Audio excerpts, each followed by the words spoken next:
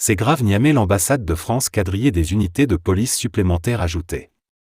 Pour plus d'informations après le générique. Bienvenue sur la Ligue planétaire.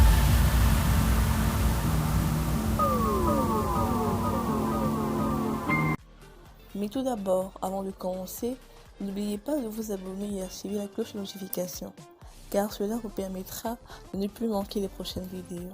Let's go!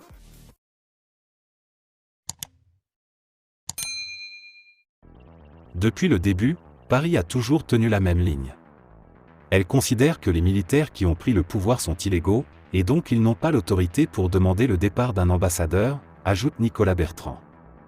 Des unités de police supplémentaires sont désormais présentes dans le quartier de l'ambassade de France.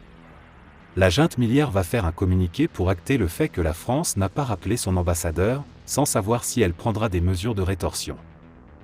L'ultimatum lancé à l'ambassadeur de France au Niger a pris fin dans la soirée du dimanche 27 août. Censé partir ce soir, il est toujours présent à Niamey. La France n'entend pas céder au chantage des putschistes.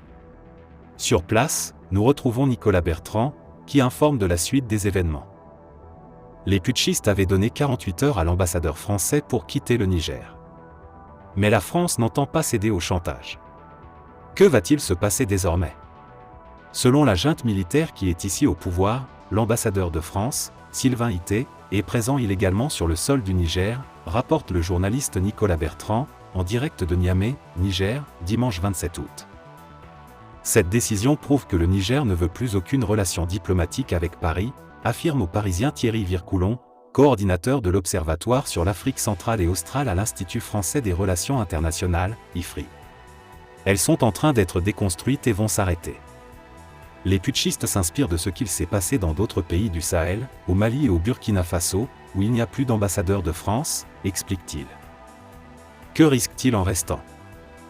On n'est pas non plus dans la situation de l'Iran en 1979, où les gardiens de la révolution islamique appuyés par Téhéran avaient attaqué l'ambassade américaine et pris les diplomates en otage, rappelle Nicolas Normand. Un scénario de ce type est très improbable au Niger. Les putschistes sont plus dans une logique populiste que révolutionnaire, développe-t-il.